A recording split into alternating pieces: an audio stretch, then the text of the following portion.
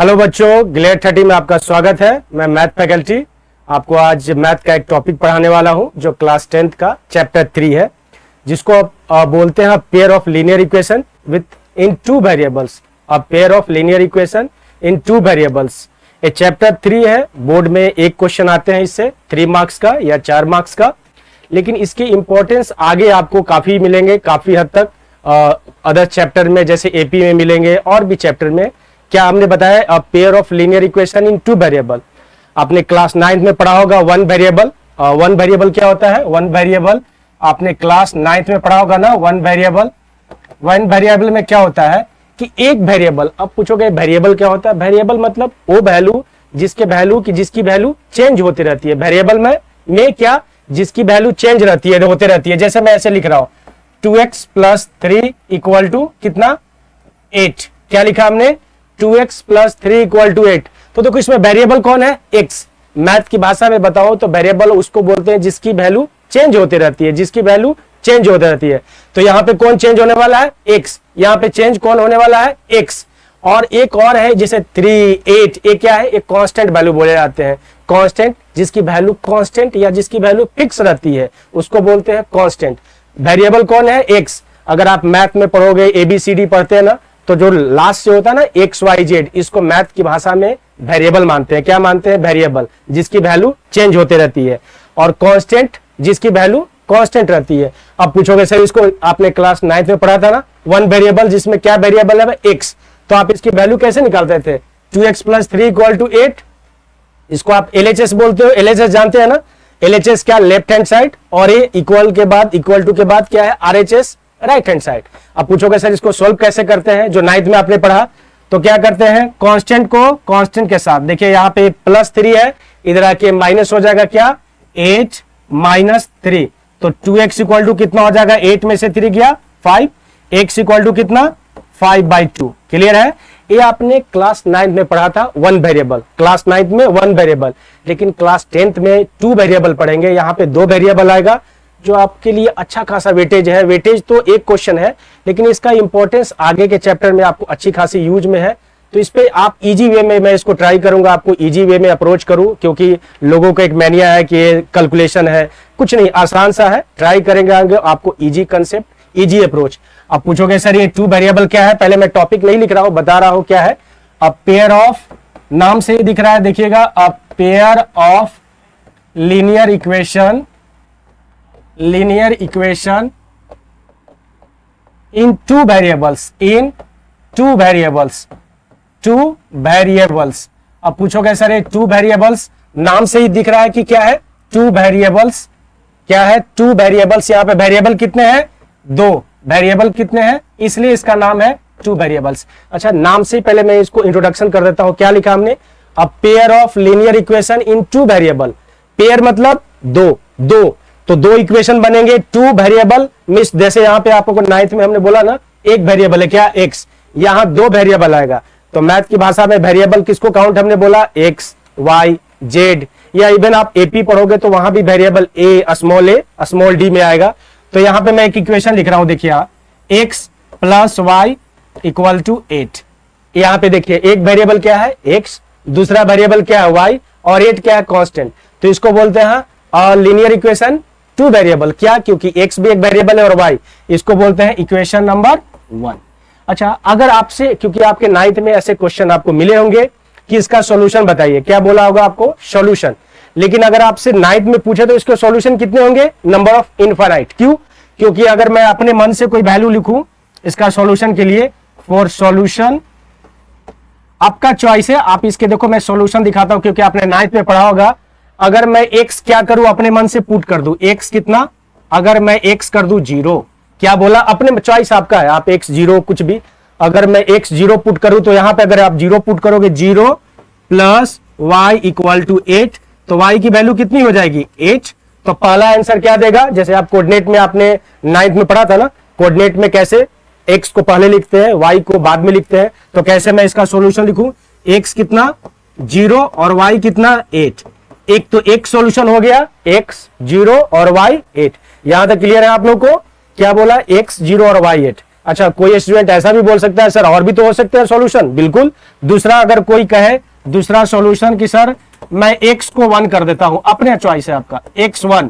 अगर x1 put करोगे यहाँ पे इस इक्वेशन में, इक्वेशन नंबर 1 है, अगर x1 पुट करेंगे तो देखो यहाँ 1 प्लस y इक्वल टू 8, तो y की वैल्यू कितना, इधर ये प्लस है, इधर माइनस, 8 माइनस 7, तो क्या सॉल्यूशन है दूसरा 1,7। कोई कह सकता है कि सर मैं x2 पुट कर सकता हूं, बिल्कुल। x अगर 2 पुट करेंगे तो y कितना 6, अगर x3 पुट करेंगे तो y कितना 5। ऐसे करके हम इनफाइनाइट, आप पूछोगे इनफाइनाइट क्या होता है, इनफाइनाइट वो होते हैं जिसको आप काउंटिंग नहीं कर सकते। मींस अगर एक 10th की भाषा में एक सिंपल सा अप्रोच बताओ या सिंपल सा लैंग्वेज में बोलूं, जिनको मैथ्स स्टार्टिंग, जिनको मैथ्स से डर लगता है, जिनको बेसिक अप्रोच रखने हैं, कि इसके बहुत सारे सॉल्यूशन होंगे। क्या बोला हमने, इसके बहुत सारे सॉल्यूशन होंगे। अगर 0, 8, 1, 7, 2, 6, 3, 5, 4, 4, बहुत सारे।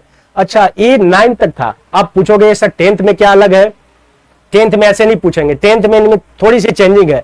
ये तो इक्वेशन एक नहीं, अगर लीनियर, अगर पेयर नाम से क्या बोला था हमने, पेयर, पेयर मतलब देखते हो ना दोस्ती, दो लोग हम पेयर हैं, दोस्ती करते हैं, वैसे पेयर में कितने होते हैं, 2 लोग। तो इक्वेशन भी हमें 2 चाहिए। अगर एक इक्वेशन है तो हम सॉल्यूशन, अगर आपके 10th में पूछे कि x plus y equal to 8 और इसका सॉल्यूशन बताइए, तो आप क्या बोलोगे, डेटा इनसफिशिएंट। क्या बोलेंगे, डेटा इनसफिशिएंट। अब पूछोगे क्यों सर, 9 में तो हमने सॉल्यूशन बनाया इसको, और 10th में, क्योंकि इसके अगर अगर अगर अगर आपके ये 2 वेरिएबल है तो इसको सॉल्व करने के लिए कितने इक्वेशन चाहिए, 2 इक्वेशन चाहिए। कितने इक्वेशन चाहिए, 2। यहां तो हमने एक ही इक्वेशन रखा है, तो आप इसको अगर आंसर में एमसीक्यू में आता है बोर्ड में आपको, तो आप क्या लिखेंगे, डेटा इनसफिशिएंट, मतलब डाटा पर्याप्त नहीं है इसको सॉल्व करने के लिए, हम इसको सॉल्यूशन नहीं बना सकते, या नन ऑफ डी जाएगा या डेटा इनसफिशिएंट। अब पूछोगे सर इसको सॉल्व कैसे करेंगे, इनको बनाते कैसे हैं, वो सारे मेथड हम आपको अभी स्टेप बाय स्टेप बताने वाले हैं। यहां तक क्लियर आपको बच्चों, यहां तक क्लियर है सारे स्टेप्स। ये क्या है, pair of linear equation in 2 variable. अच्छा, जैसे मैं अपना इंट्रोडक्शन देता हूं, तो इनका भी अपना एक इंट्रोडक्शन है, अपना एक हिस्ट्री है, अपना इनका एक नोमेक्लेचर है। नोमेक्लेचर मींस इनका अपना एक आइडेंटिटी, पहचान है, कैसे लिखते हैं। तो इसके बारे में आपको मैं कुछ बताने वाला हूं कि कैसे लिखते हैं, कैसे इसको आप लिखते हो, कैसे आप इसको लिखते हो। जैसे पहचान क्या है, उसको पहचान को रूप में बोलते हैं। इसका नाम है एक जनरल इक्वेशन या जनरल इक्वेशन इसको बोलते हैं। जैसे देखो जनरल इक्वेशन क्या होता है, इनका मैं लिखने वाला हूं। अब आप जो स्टूडेंट मैथ से डरता है, इससे ही डर लग गया कि सर ये जनरल इक्वेशन क्या होता है। जनरल इक्वेशन होता है कि जैसे अपनी पहचान, आइडेंटिटी, जैसे मेरा नाम या आपका अलग अलग, हमारे पेरेंट्स से, ग्रैंड पेरेंट्स से हमारे नाम होते हैं, वैसे इनका कोई अपना आइडेंटिटी है। अब पूछोगे आइडेंटिटी का मतलब, इसको लिखते कैसे हैं, इसका स्टैंडर्ड फॉर्म क्या है। स्टैंडर्ड फॉर्म जब आगे आप कंटिन्यू करेंगे 10th से, तो इनका एक जनरल वे होता है कि कैसे इसको लिखते हैं। देखो मैं लिख रहा हूं a1x plus b1y plus c1 equal to 0। क्या लिखा हमने, a1x plus b1y plus c1 equal to 0। तो 2 इक्वेशन चाहिए। दूसरा क्या हो जाएगा, a2x plus a2x plus b2y। क्या लिखा हमने, क्या लिखा, a2x plus b2y plus c2 equal to 0। A equation 2 है। अब इसमें पूछोगे सर देखो x और y तो मेरा वेरिएबल था, a1 b1 c1 क्या है, एक कांस्टेंट है, या उसको आप ऐसे बोलोगे, यहां पे क्या बोलोगे, वेयर